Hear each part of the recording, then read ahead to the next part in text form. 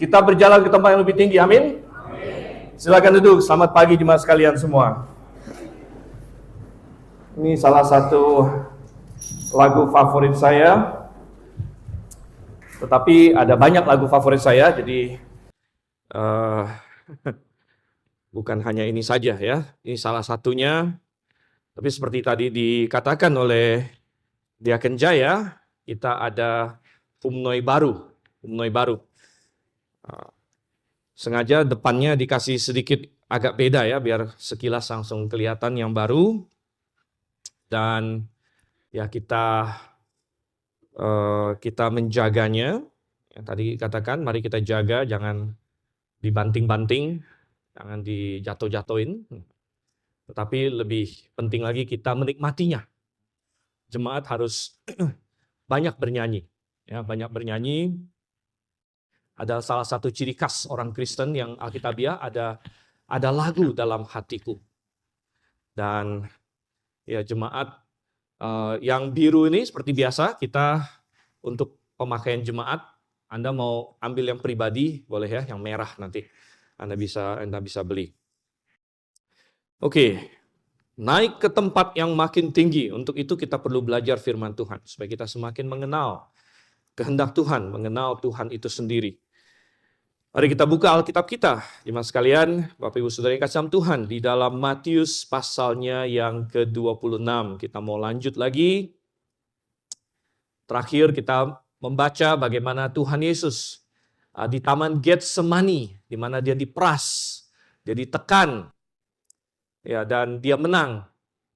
Dia menang. Ya. Manusia pertama Adam diuji, dicobai di taman yang sempurna. Di taman yang indah semuanya, ya, tapi dia gagal. Yesus Kristus diuji di taman yang penuh penderitaan, namun dia menang. Dia adalah Adam kedua. Nah, kita akan membaca apa yang terjadi setelah dia bergumul di Taman Getsemani. Kita akan lihat Matius pasal 26, ayat yang ke-47 sampai dengan ayat yang ke-56. Ya. Kita akan lihat di sini, Matius pasal 26 ayat 47 hingga ayat 56. Kalau sudah dapat, kita akan baca. Dan seperti biasa, saya akan bacakan teks. Jemaat sekalian mengikuti dengan seksama di Alkitab masing-masing. Demikian firman Tuhan, Matius pasal 26 ayat 47. Waktu Yesus masih berbicara, datanglah Yudas, salah seorang dari ke-12 murid itu. Dan bersama dia, serombongan besar orang yang membawa pedang dan pentung, disuruh oleh imam-imam kepala dan tua-tua bangsa Yahudi. Orang yang menyerahkan dia telah memberitahukan suatu tanda kepada mereka. Orang yang akan kucium, itulah dia, tangkaplah dia. Segera ia mendekati Yesus dan berkata, "Salam Rabi," lalu mencium dia. Yesus berkata kepadanya, "Hai teman, untuk itukah engkau datang?" Mereka pun mendekat, memegang Yesus dan menangkapnya. Namun seorang dari mereka yang menyertai Yesus mengulurkan tangan untuk menghunus pedangnya, menyerang hamba imam besar dan memotong telinganya. Lalu kata Yesus kepadanya, "Masukkan pedang itu kembali ke dalam sarungnya, sebab semua orang yang menggunakan pedang akan binasa oleh pedang. Atau kau sangka bahwa aku tidak dapat berseru kepada Bapakku, supaya ia segera mengirim lebih dari 12 pasukan malaikat membantu aku? Jika begitu, bagaimanakah akan digenapi kitab suci yang mengatakan bahwa harus terjadi demikian?" Pada saat itu Yesus berkata kepada orang banyak, "Sangkamu aku ini penyamun, sehingga kamu datang lengkap dengan pedang dan pentung untuk menangkap aku? Padahal tiap hari aku duduk mengajar di bait Allah, dan kamu tidak menangkap aku. Akan tetapi semua ini terjadi supaya digenapi yang tertulis dalam kitab nabi-nabi." Lalu semua murid itu meninggalkan dia dan melarikan diri. Mari kita berdoa.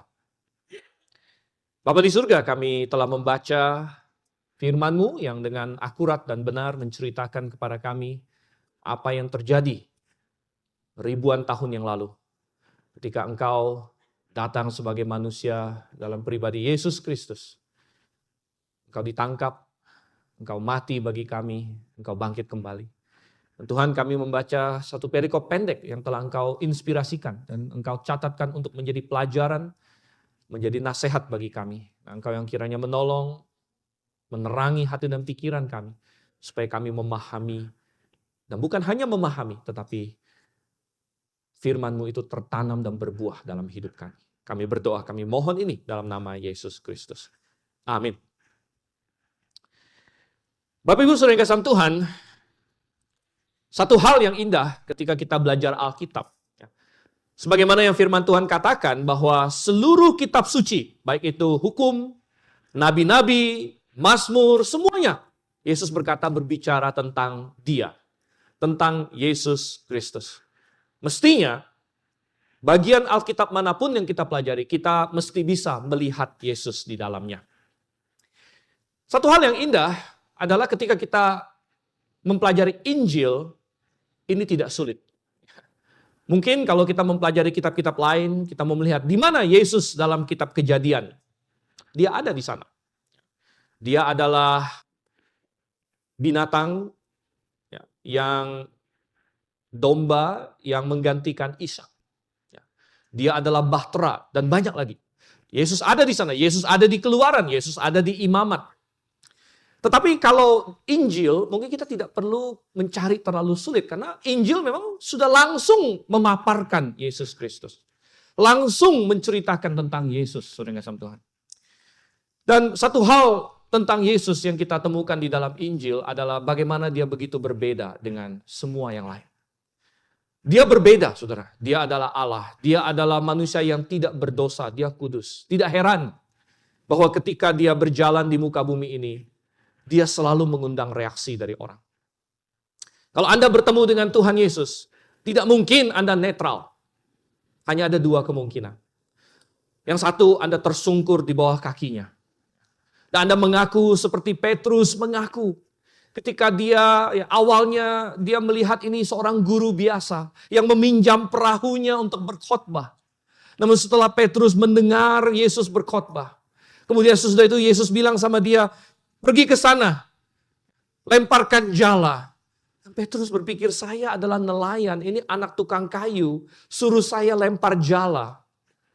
Dia bilang, kami sudah semalam-malaman tidak dapat, tapi karena engkau yang minta, aku akan lakukan juga. Dan kemudian dia lempar jala itu dan dia mendapatkan hasil tangkapan yang lebih dari yang pernah dia dapatkan seumur hidupnya. Dan dia berkata, pergilah Tuhan dariku sebab aku orang berdosa. Saudara yang kasih Tuhan, entah Anda tersungkur seperti Petrus karena menyadari bahwa saya orang berdosa di hadapan pribadi yang ilahi ini, atau Anda menjadi marah. Anda menjadi marah karena dosa Anda tersingkap. Anda menjadi marah karena kemunafikan Anda tersingkap karena ajaran Anda yang salah dibantah oleh Tuhan, dan itu yang terjadi dengan lawan-lawan Tuhan kita. Dengan orang-orang Farisi, para imam-imam kepala dan lain sebagainya. Anda tidak bisa netral tentang Yesus Kristus. Anda entah menyembah dia atau Anda akan melawan dia. Dia berbeda. Dan saudara yang kasih Tuhan, saya mengajak kita melihat dari beberapa ayat yang tadi kita baca ini. Saya mengajak kita melihat perbedaan Yesus Kristus. Kontras antara Yesus Kristus dengan orang-orang sekitar dia. Baik yang melawan dia, kita ada membaca banyak yang melawan dia, ada imam-imam kepala, ada rombongan yang datang dengan pedang dan pentung, katanya ada Yudas.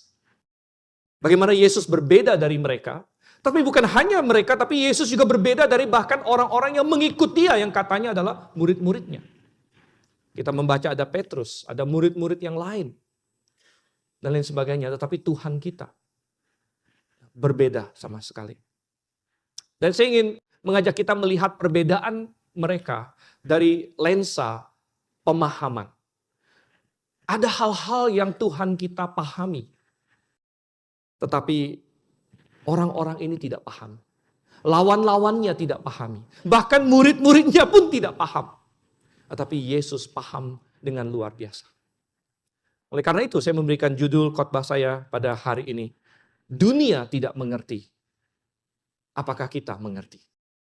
Dunia tidak mengerti, apakah kita mengerti? Ada hal apa, saudara? Membedakan Yesus dengan orang-orang sekitarnya dalam hal pemahaman. Yang pertama, dunia dan seringkali orang percaya bahkan tidak mengerti tentang kuasa Allah. Ini yang pertama. Tidak mengerti tentang kuasa Allah. Coba kita lihat dunia dulu. Orang-orang yang melawan Tuhan Yesus. Dan di perikop ini mereka direpresentasikan, diwakili oleh banyak pihak di sini. Salah satunya adalah, kalau kita baca ayat yang ke-47 katanya, ada serombongan besar orang. Jadi Tuhan Yesus masih di Taman Getsemani. Dia baru saja selesai berdoa. Murid-muridnya sudah ketiduran. Dan setelah 3 kali Tuhan Yesus bolak-balik dan mendapatkan mereka tidur, akhirnya Tuhan kita bilang, oke, tidurlah.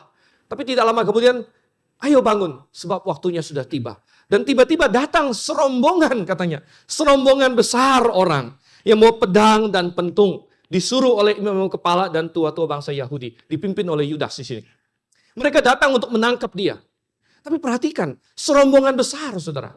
Serombongan besar ini berapa besar? Kita tidak dikasih tahu jumlahnya, persisnya. Ya. Tetapi di bagian Alkitab lain, di Injil lain ada menggunakan istilah sepasukan. Dan di situ memakai kata speira dalam bahasa Yunani. Nah, struktur militer pada zaman itu, kalau kita hari ini kan ada mungkin batalion, regimen, dan lain sebagainya. Mereka waktu itu strukturnya adalah yang paling besar adalah legion. Ya. Satu legion itu, kalau Romawi, satu legion itu sekitar 6.000 orang, plus minus. Ya. Sedangkan satu pasukan yang lebih kecil lagi, satu speira ini, ya, itu 1/10-nya. Jadi kalau di pasukan Romawi itu kurang lebih 600 orang. 600 orang. Ya. Nah, belum tentu 600 orang datang di sini. Ya. Dia bisa saja menggunakan istilah pasukan dengan agak sedikit longgar gitu ya. Tapi kalau speira biasanya 600 kalau di militer begitu. Tetapi ini menggambarkan jumlah yang banyak, saudara. Minimal puluhan orang, bisa jadi sampai 100 juga ada kemungkinan. Begitu. Mengapa demikian? Dan mereka datang dengan bersenjata katanya. Pedang dan pentung. Dan mereka dikirim oleh imam-imam kepala. Imam-imam kepalanya sendiri tidak datang. Ini adalah pasukan suruhan mereka. Mereka datang mengepung Tuhan kita. Sebenarnya yang memimpin mereka adalah Yudas. Yudas tahu persis ada berapa banyak orang bersama dengan Tuhan kita. Karena dia barusan pergi dari makan malam terakhir itu. Dia tahu Yesus itu hanya bersama dengan 12 murid terdekatnya saja. 12 murid terdekatnya. Dan mereka sudah sengaja menangkap Yesus di momen ini. Yesus berkata tadi di ayat yang ke-50, saya setiap hari ada di bait suci, kenapa kalian tidak tangkap saya? Oh, mereka tahu persis kenapa. Kalau mereka mencoba menangkap Yesus di siang bolong, rakyat akan bertindak. Rakyat akan, wih kenapa ini? Gitu. Dan mereka takut kepada rakyat. Mereka sengaja menunggu di tengah-tengah malam. Ketika Yudas tahu persis, si pengkhianat itu, bahwa Tuhan kita tidak ada massa di belakangnya. Dan dia barusan makan dengan Tuhan Yesus, hanya ada mereka ber-13. Dan setelah dia pergi tinggal 12, Yesus dengan 11 orang murid. Dia tahu persis itu. Tetapi untuk jaga-jaga mereka masih bawa satu pasukan katanya.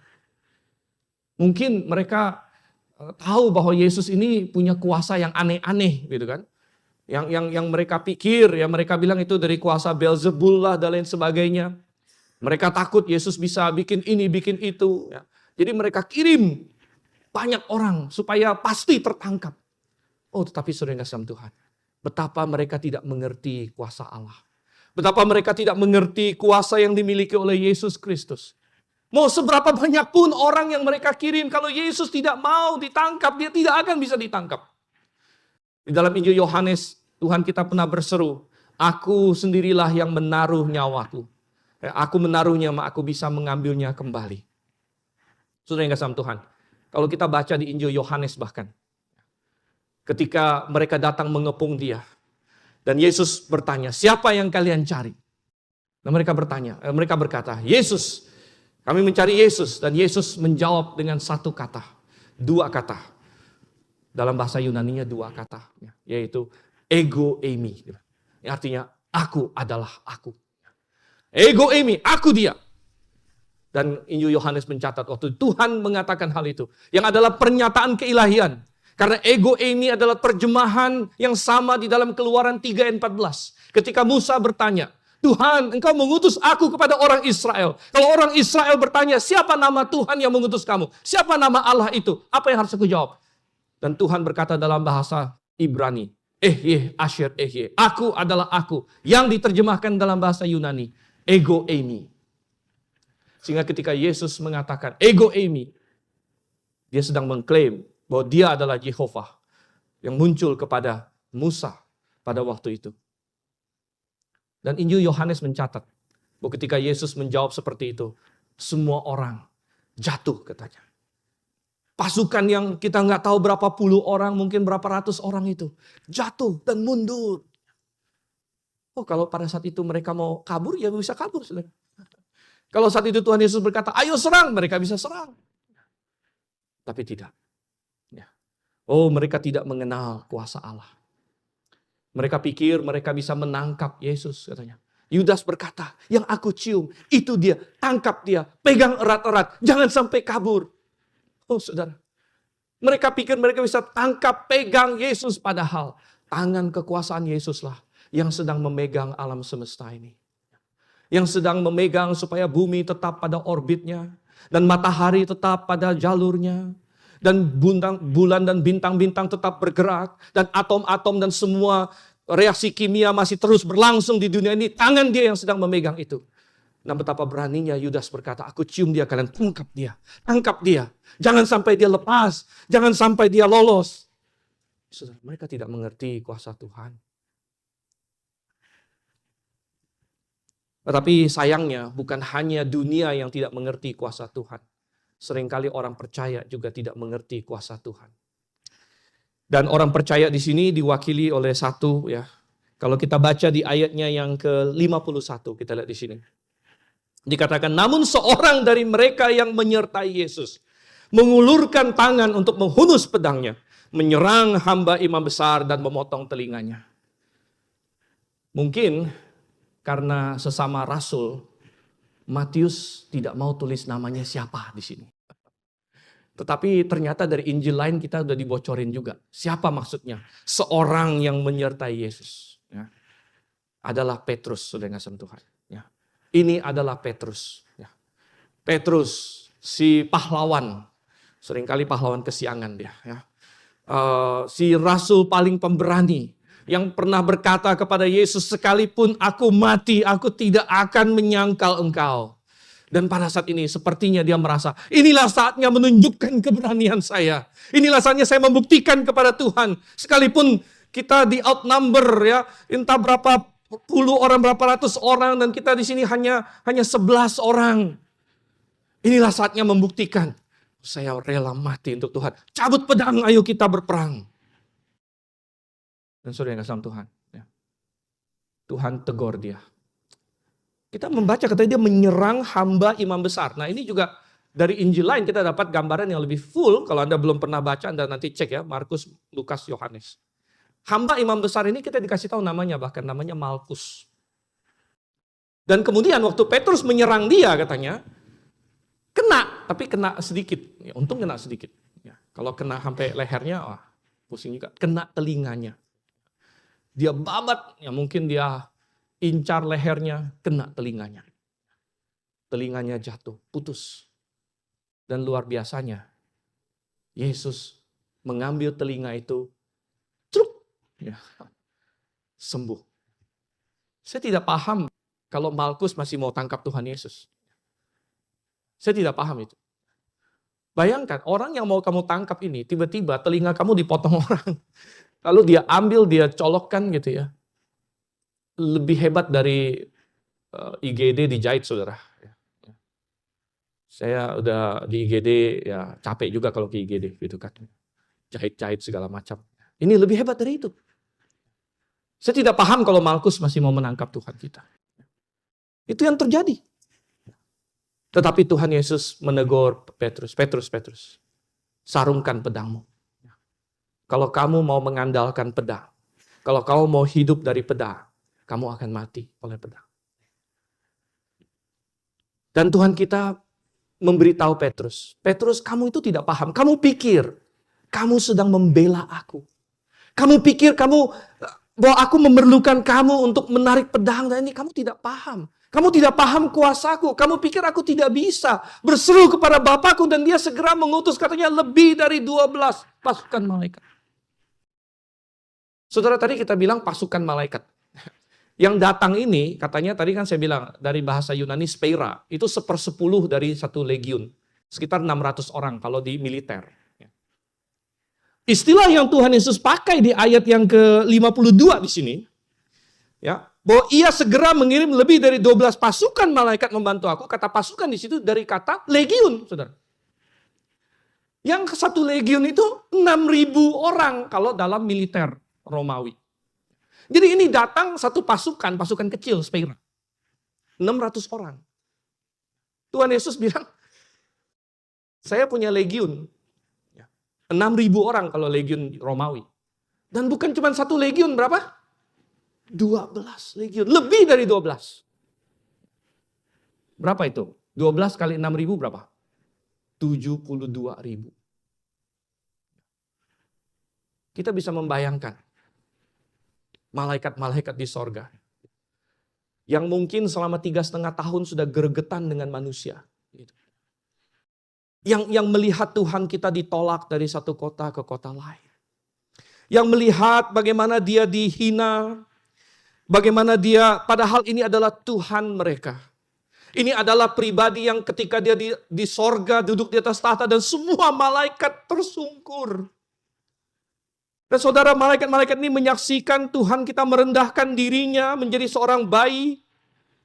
Kemudian dihina oleh banyak orang, ditertawakan oleh orang, dianiaya oleh orang, dan mereka pasti sudah gregetan sebenarnya. Mereka pasti berkata, Tuhan, Allah Bapa, izinkan kami turun dan menghancurkan orang-orang ini. Tetapi mereka tidak melakukan itu karena mereka taat. Dan Tuhan berkata tidak. Tidak. Oh, mereka lebih paham dari Petrus. Mereka lebih paham dari banyak orang Kristen. Dan Tuhan kita berkata, kenapa kamu Petrus tidak mengerti kuasaku? Aku bukan membutuhkan kau menarik pedang. Kalau aku mau melawan, mudah sekali. Mudah sekali. Aku tinggal berseru. Dan lebih dari 12 pasukan malaikat. Oh saudara, berapa kuat malaikat? Apa perlu 12 pasukan? Satu malaikat maut datang pada malam Paskah. Apa yang terjadi? Semua anak sulung Mesir mati. Satu saja. Mungkin ada yang bilang, oh itu kan dibunuhnya waktu tidur. Oke, boleh. Ya. Anda ingat waktu pasukan Asyur mengelilingi Yerusalem. Dan Hizkia gemetaran. Dan Sanherib mengirim surat yang mengejek dan berkata, hei Hizkia, kamu mengandalkan apa? Ya. Kalau kamu bisa kasih saya penunggang kudanya, saya kasih kamu kudanya. Diledek, saudara. Dan Hizkia berdoa, Tuhan. Dan lewat Yesaya Tuhan bilang, tidak usah pedulikan dia. Aku akan urus dia. Lalu Tuhan urus satu malaikat. Dan dalam satu malam, 185.000 pasukan Asyur mati semua. Saudara, apa diperlukan 12 pasukan malaikat? 72.000? Oh tidak. Satu aja udah cukup sebenarnya. Tapi Tuhan bilang, aku bisa memanggil lebih dari 12.000 pasukan untuk menolong aku. Tetapi kalau begitu, bagaimana kitab suci bisa dipenuhi? Dan saudara, kita harus bertanya. Tadi judul kita adalah dunia tidak mengerti, bagaimana dengan kita? Apakah kita hari ini mengerti kuasa Tuhan? Ketika kita mengalami hal yang susah, apakah kita menjadi putus asa? Apakah kita menjadi penuh dengan kepahitan? Ketika kita mengalami sakit penyakit, apakah kita menjadi, kita hilang sukacita, kita hilang pengharapan? Apakah kita tidak mengerti kuasa Tuhan? Apakah masalah-masalah datang dalam hidup kita? Apakah kita mengerti kuasa Tuhan? Ada orang yang ragu-ragu, apakah saya perlu melayani Tuhan atau tidak? Apakah saya harus menyerahkan hidup saya pada Tuhan untuk melayani Dia? Bagaimana dengan penghidupan saya? Bagaimana dengan ini dan itu? Apakah kita mengerti kuasa Tuhan? Oh saudara, kita bisa meledek Petrus. Tetapi sebenarnya Petrus sudah adalah perwakilan yang terbaik dari manusia. Dan kalau kita ada di sana, belum tentu kita sebaik Petrus. Belum tentu bahkan kita berani tarik pedang. Mungkin kita sudah terkencing-kencing dan lari. Petrus sudah termasuk yang paling berani. Paling jagoan. Tapi dia tidak mengerti kuasa Tuhan. Dan saudara yang kasih dalam Tuhan, jangan kita kadang-kadang mau tolong Tuhan. Tolong Tuhan dengan cara melanggar firman Tuhan. Oh banyak orang, saya selalu ingat Abraham dengan Sarah, Tuhan bilang, Abraham, Sarah, aku akan kasih kalian keturunan. Bahkan coba lihat ke langit, keturunanmu akan seperti bintang di langit. Kamu bisa hitung gak bintangnya? Gak bisa Tuhan. Nah itu, seperti itu nanti. Abraham percaya, tapi Sarah mulai bimbang. Sudah bimbang. Akhirnya dia bilang sama Abraham, Tuhan tidak kasih kita punya anak. Gini aja deh, kita tolong Tuhan. Gimana cara tolong Tuhan? Ini, ada hamba saya perempuan. Begini caranya ya. Apa begini cara Tuhan mau memenuhi janjinya kepada Abraham dan Sarah? Ini pakai Hagar. Mereka pikir mereka mau tolong Tuhan. Mereka tidak paham kuasa Tuhan. Saya tidak berkata bahwa kita tidak berusaha, saudara. Kita perlu berusaha, kita perlu bekerja. Kalau kita mau dapat uang, kita perlu bekerja. Kalau kita mau sehat, kita perlu, ya tentu jangan makan, setiap hari makan martabak 2 box misalnya. Gitu kan. Tetapi jangan kita melanggar firman Tuhan untuk menolong Tuhan. Oh Tuhan kan berjanji mau berkati saya bantu Tuhan dengan cara korupsi. Gitu. Mungkin cara Tuhan memberkati saya dengan korupsi gitu, nggak mungkin tuh. Dengan cara kita curang, dengan cara kita melakukan A, B, dan C yang melanggar firman Tuhan. Berarti kita tidak mengerti kuasa Tuhan. Kita tidak mengerti kuasa Tuhan. Tetapi kenapa mereka tidak mengerti kuasa Tuhan? Kenapa Petrus bahkan dari antara orang percaya ini tidak mengerti kuasa Tuhan? Itu kita masuk kepada poin kita yang kedua. Yaitu mereka tidak mengerti kehendak Tuhan.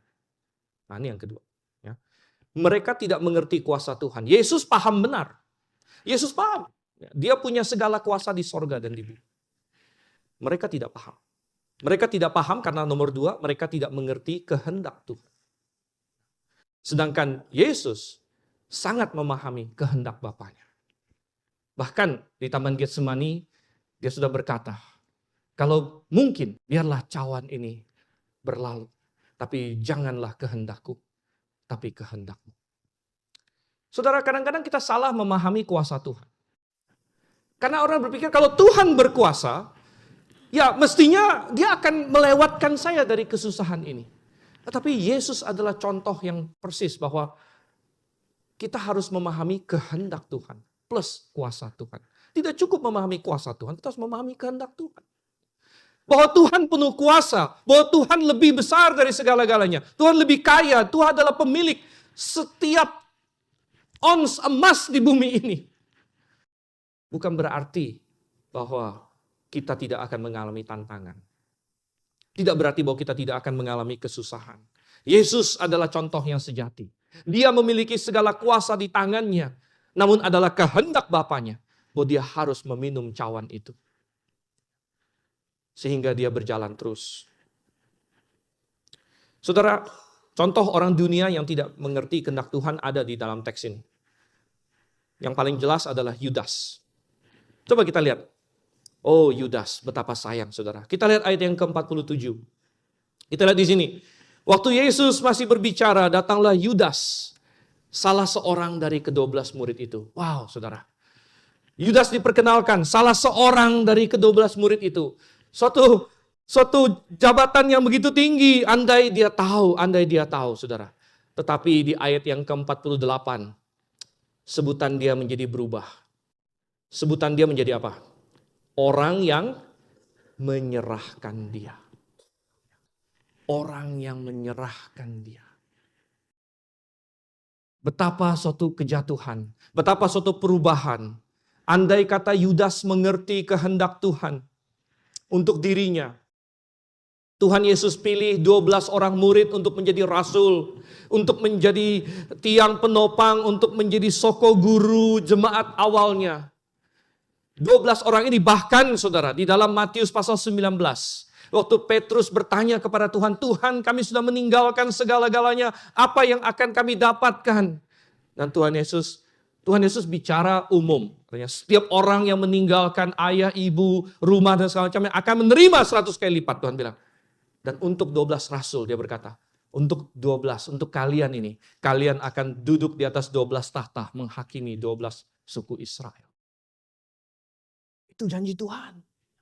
Itu janji Tuhan untuk Yudas. Kamu bisa duduk di atas 12 tahta menghakimi salah satu suku Israel. Oh saudara, kita tidak tahu persis, ya, Alkitab tidak singkapkan seluk-beluk kompleksitas pemikiran Yudas. Kenapa di akhirnya memilih untuk menjual Tuhan kita, mengkhianati Tuhan kita? Kita tahu Alkitab ada bilang dia adalah seorang pencuri. Jadi kemungkinan besar dia ada dimotivasi oleh ketamakan juga. Dia ingin dapat cuan sedikit. Walaupun sangat sedikit, menjual Tuhannya 30 keping perak, saudara. Bukan bertriliun-triliun juga. 30 keping perak dia jual gurunya. Dia dimotivasi oleh ketamakan. Tapi yang jelas dia pasti tidak mengerti kehendak Tuhan. Mungkinkah dia terlalu capek, dia pikir kenapa nih kok tuh guru saya ini kok katanya Mesias nggak jadi-jadi nih, gitu kan? Nggak jadi-jadi, ya. Mestinya kemarin itu dia ambil kesempatan, orang lagi mau jadikan dia raja. Ingat kapan mereka mau jadikan Yesus raja? Oh banyak kali. Terutama waktu Yesus kasih makan 5.000 orang dengan 5 roti dan 2 ikan. Wow. Begitu makan mereka semua, oh ini jadi raja kita, raja. Ya iyalah.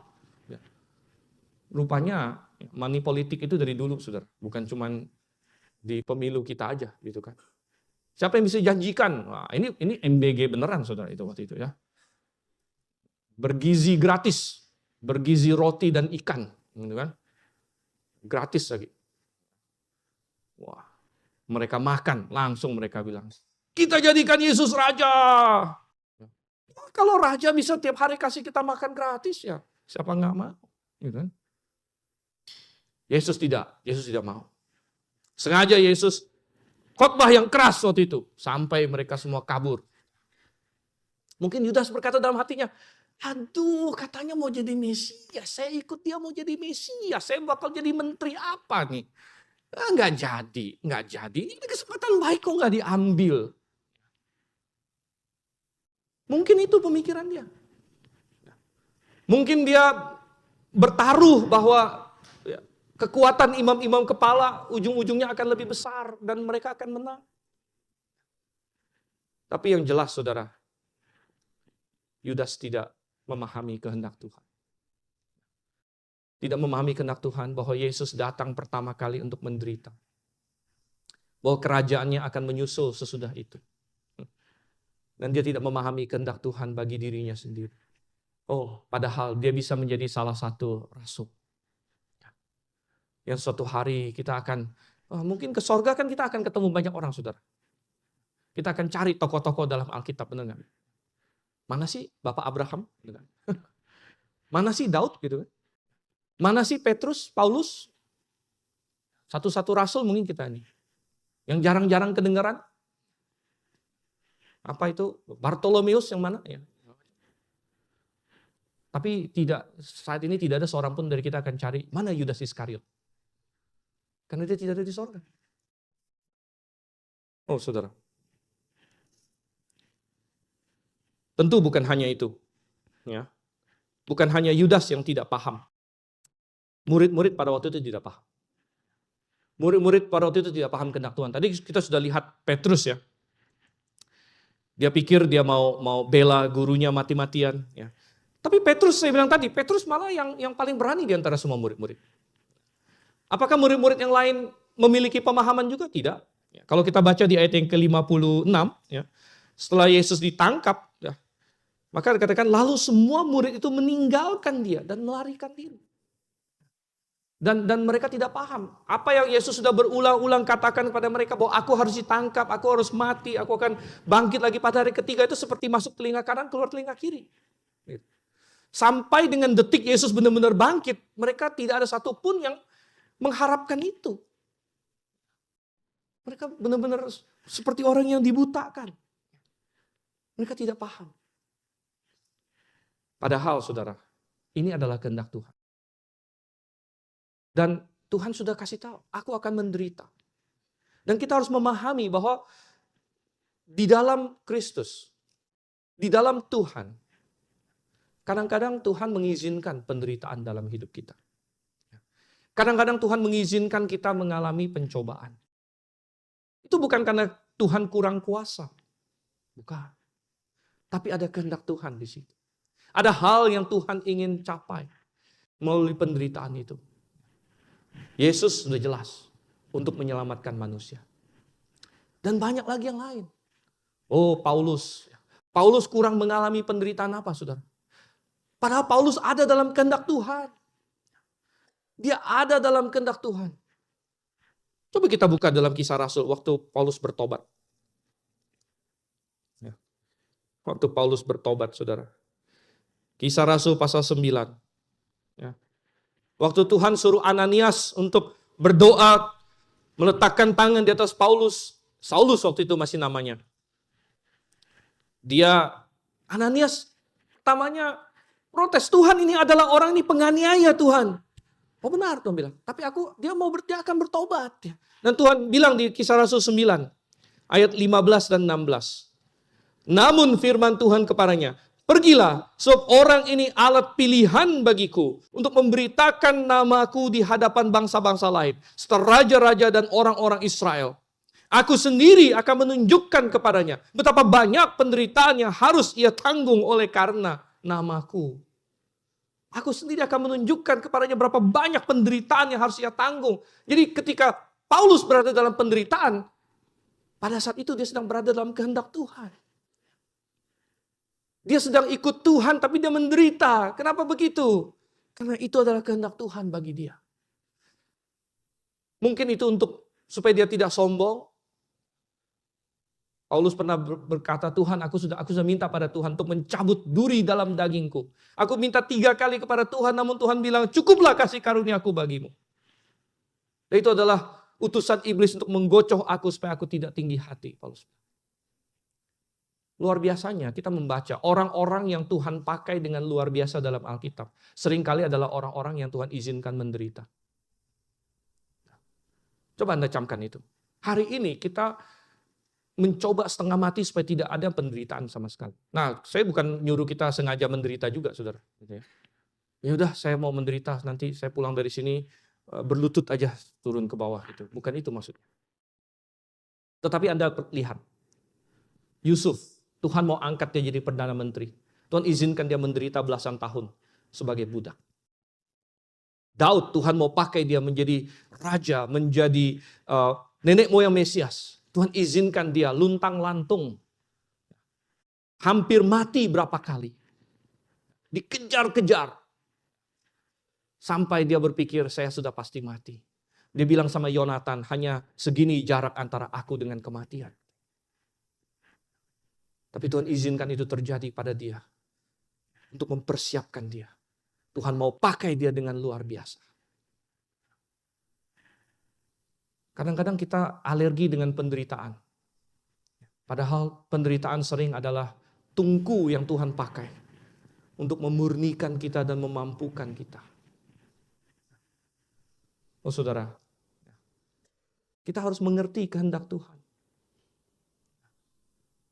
Oh kenapa ini terjadi pada saya? Jangan kita marah sama Tuhan. Kita cari kehendak Tuhan. Kita berdoa. Kenapa penyakit ini terjadi pada saya? Kita cari kehendak Tuhan. Tuhan Maha Kuasa. Tuhan Maha Kuasa, tapi mungkin dia ada suatu tujuan di dalam hidup kita. Kenapa saya mengalami ini kebangkrutan? Kenapa saya di PHK? Kenapa saya begini, begitu? Sering kita menderita karena kesalahan kita sendiri, itu bisa juga. Kita berbuat salah, kita menderita, itu wajar. Tetapi saudara yang kasih Tuhan, kita juga harus mencari kehendak Tuhan. Ketika kita di dalam kesusahan apapun. Coba kita buka satu ayat di dalam Filipi. Filipi pasalnya yang keempat. Filipi pasal 4 ayat 12. Banyak orang menghafal ayat 13. Ayat 13 kalau dalam King James itu bunyinya I can do all things through Christ. Aku bisa melakukan segala-galanya. Wah. Jadi itu sering, saya masih ingat ada petinju siapa itu, Evander Holyfield kalau nggak salah ya. Yang habis menang boxing, ya, wah dia bikin Filipi 4 ayat 13. I can do all things, katanya, through Christ. Sebenarnya ini boleh aja sih, tapi sebenarnya ini bukan bicara masalah menang tinju, saudara. Gitu ya. Makanya terjemahan Indonesia justru di sini sedikit lebih bagus. Segala hal dapat kutanggung, atau segala perkara dapat kutanggung di dalam Dia yang memberi kekuatan kepadaku. Konteksnya apa? Konteksnya ayat 12. Aku tahu apa itu kekurangan dan aku tahu apa itu kelimpahan. Dalam setiap keadaan dan dalam segala hal, tidak ada sesuatu yang merupakan rahasia bagiku. Baik dalam keadaan kenyang maupun dalam keadaan lapar. Baik dalam keadaan berkelimpahan maupun dalam keadaan berkekurangan. Dalam konteks itu Paulus selalu berkata di ayat 13, segala perkara, segala hal dapat kutanggung di dalam Dia yang memberi kekuatan kepadaku. Ini bicara mengenai menjalani hidup ini. Ketika kita ditimpa oleh berbagai hal, ketika kita mengalami suka dan duka, masalah dan penyelesaiannya, sakit dan sembuh, lapar dan kenyang, segala perkara dapat kutanggung di dalam Dia yang memberi kekuatan kepadaku. Sedikit kesaksian pribadi, ayat ini benar-benar menguatkan saya waktu saya sempat, ya kalau nggak salah saya lupa ya, mungkin sekitar 1-2 bulan saya ada sempat insomnia. Saya nggak bisa tidur waktu itu. Itu sekitar mungkin tahun 2021 atau 2000 berapa lah gitu ya. Pokoknya dalam masa pandemi itu. Nggak bisa tidur. Ya. Padahal dulu saya nggak ada masalah nggak bisa tidur, kok tidur nggak bisa tidur. Saya juga bingung gitu kan. Saya bingung ya. Satu malam kadang-kadang saya bisa terbaring terus. Mau tutup mata, pikiran nggak tertutup. Gitu kan. Bolak-balik segala macam. Kadang-kadang saya bisa satu malam cuma tidur 1 jam, kadang-kadang nggak nyampe. Itu pun tidur-tidur ayam begitu. Stres. Apalagi ditambah lagi zaman COVID kan. Gitu ya. Bilangnya, COVID itu mengandalkan imunitas tubuh. Kalau imun kamu kuat ya udah kamu menang. Terus ini, salah satu cara meningkatkan imunitas tubuh, tidur yang cukup. Tambah stres lagi, saya tidur nggak cukup, gitu kan. Jadi imunitas tubuh saya berkurang. Gitu. Jadi kalau saya muter-muter, saya banyak cari cara. Ada satu nasihat dari yang saya baca. Orang yang mengalami insomnia juga, dia bilang, Filipi 4 ayat 12. Filipi 4 ayat 12. Aku tahu kenyang dan lapar. Aku tahu, tapi dia terapkan ini bukan makanan. Dia terapkan ini pada tidur. Dan dia bilang, ya, kadang-kadang saya dapat tidur sedikit, kadang-kadang saya dapat tidur banyak. Kadang-kadang cuma 1 jam, kadang-kadang 2 jam, kadang-kadang 3 jam. Tapi segala perkara dapat kutanggung di dalam Dia yang memberi kekuatan kepadaku. Dan puji syukur saya berkata pada waktu itu sama Tuhan, Tuhan, saya tidak mau stres masalah tidur lagi. Berapa banyak pun tidur kamu kasih aku akan mengucap syukur. Dan aku akan berkata, segala perkara dapat kutanggung di dalam Dia yang memberi kekuatan kepadaku. Nah, saudara, puji syukur. Tidak segera, tapi ketika saya tidak stres tentang tidur, saya malah jadi bisa tidur. Karena akhirnya saya menemukan, udah mau tidur aja udah stres dulu. Oh, saya nanti nggak bisa tidur. Gitu kan. Saya nanti nggak bisa tidur. Saya nanti nggak bisa tidur. Jadi nggak bisa tidur karena stres nggak bisa tidur, saudara. Gitu. Tapi akhirnya saya berkata tidak. Ya. Berapa banyak pun tidur yang Tuhan kasih padaku, ya sudah. Malam itu berarti itu cukup bagiku untuk besok. Tuhan akan memberikan cukup. Ya. Tuhan akan memberikan cukup. Nah, saudara yang kasih dalam Tuhan. Ya. Kadang-kadang kita mengalami banyak hal dalam hidup ini. Saya sudah pertengahan 40-an. Ini masa-masanya kalau cek lab itu udah mulai banyak yang merah-merah.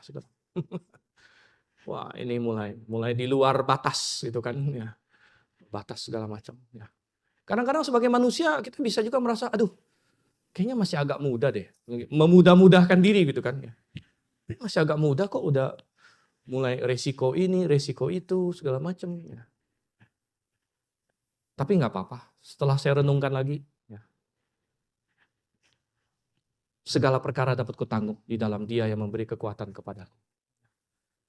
Karena hidup ini sementara. Ya. Saya sudah coba jaga ini, jaga itu, ya nggak apa-apa. Ya. Kalau memang ini sesuatu yang ini, Tuhan penuh maha kuasa, kalau Dia mau sembuhkan saya bisa. Ya. Dan penyakit apapun. Ini saya berkata, ini adalah penderitaan seperti dikatakan dalam 1 Korintus 10 ayat 13. Tidak ada pencobaan yang datang kepada kita yang tidak apa? Biasa bagi manusia.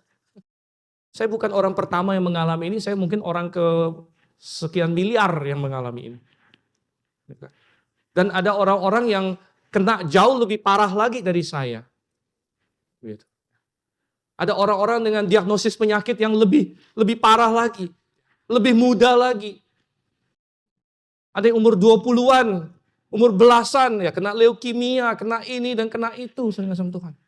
Tetapi kalau kasih karunia Tuhan cukup untuk mereka, apalagi apapun yang saya hadapi, maka kasih karunia Tuhan cukup. Ya. Kasih karunia Tuhan cukup. Toh, kita mengharapkan suatu tubuh kemuliaan. Ya. Itu yang kita nanti-nantikan. Oh saudara, kita harus memahami kehendak Tuhan dalam hidup ini. Coba kita balik lagi ke dalam Matius pasalnya yang ke 26. Ya. Matius pasalnya yang ke 26. Mereka tidak mengerti kuasa Tuhan. Mereka tidak mengerti kehendak Tuhan. Tapi kenapa mereka tidak mengerti kehendak Tuhan dan kuasa Tuhan? Ini memimpin kita kepada hal yang ketiga dan terakhir. Karena mereka tidak mengerti kitab suci. Kebetulan ini 3K ya. Kuasa Tuhan, kehendak Tuhan, kitab suci dari Tuhan.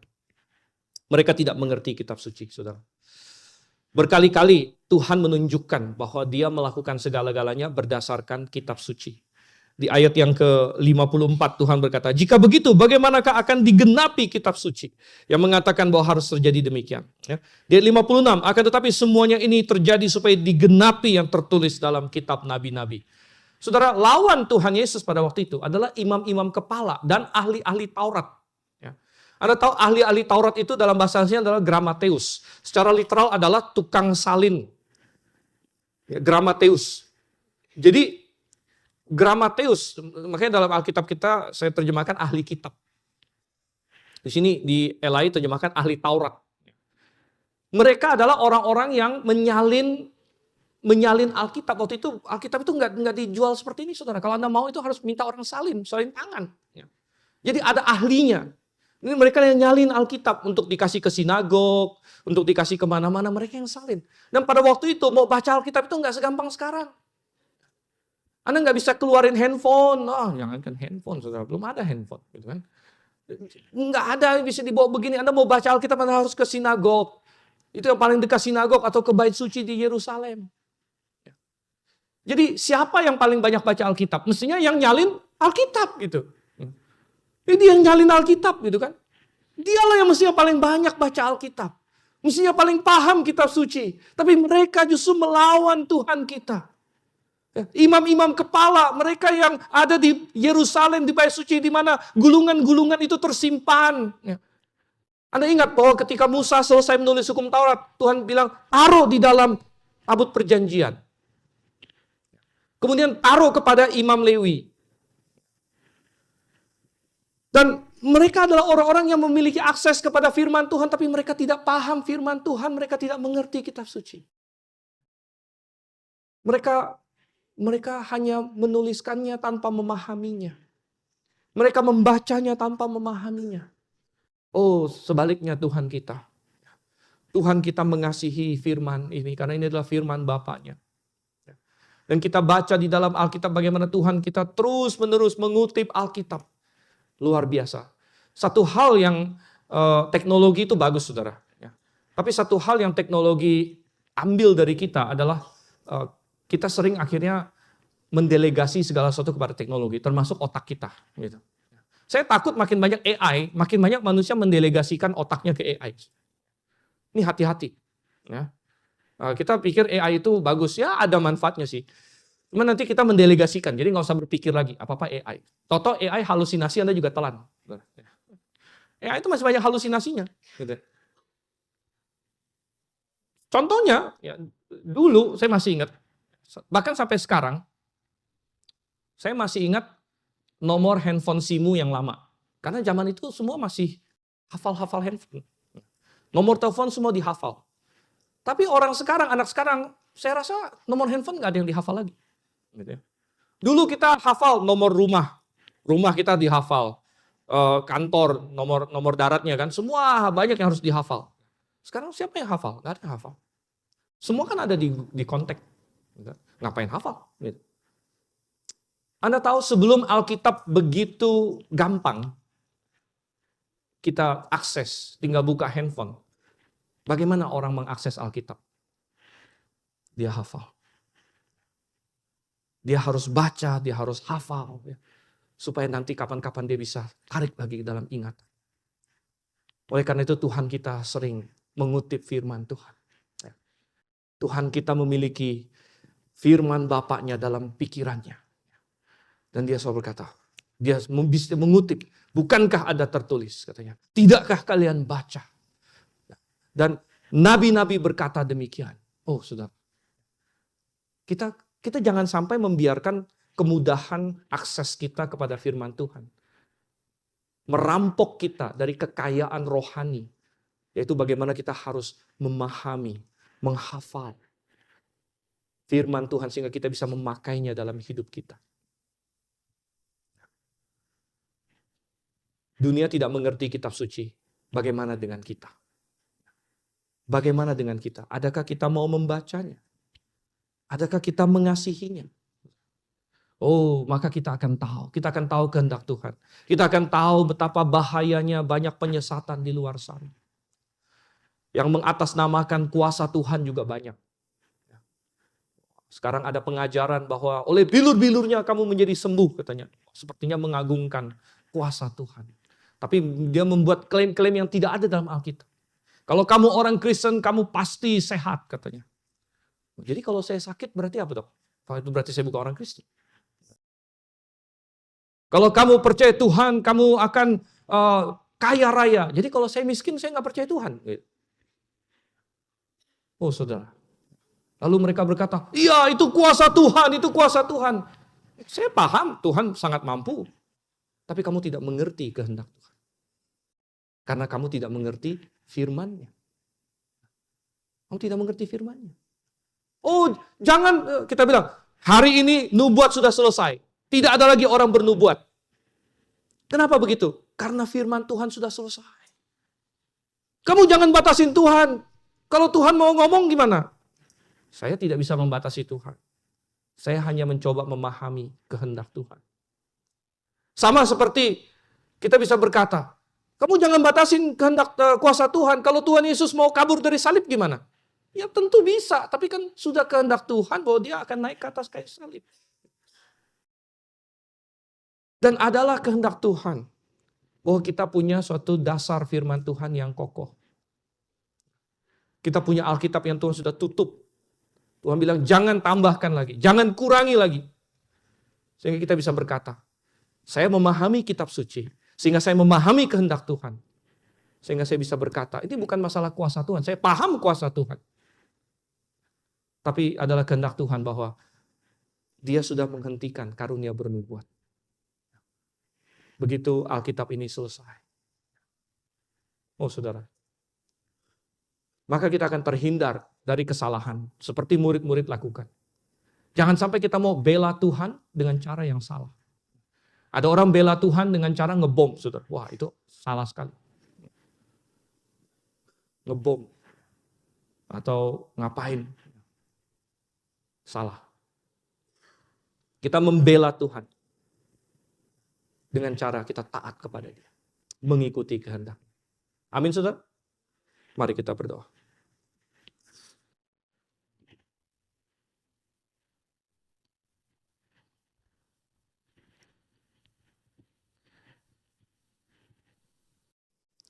Bapa di surga, Engkau sungguh adalah Allah yang maha baik, pencipta langit dan bumi, penuh kuasa, penuh kedaulatan. Tuhan, Engkau punya program di dunia ini, Engkau punya kehendak-Mu. Ajar kami untuk mengerti ya, kuasa-Mu, kehendak-Mu. Dan kami memahami itu dari firman-Mu, dari kitab-Mu. Tumbuhkan kepada umat-Mu kerinduan untuk mengasihi firman-Mu.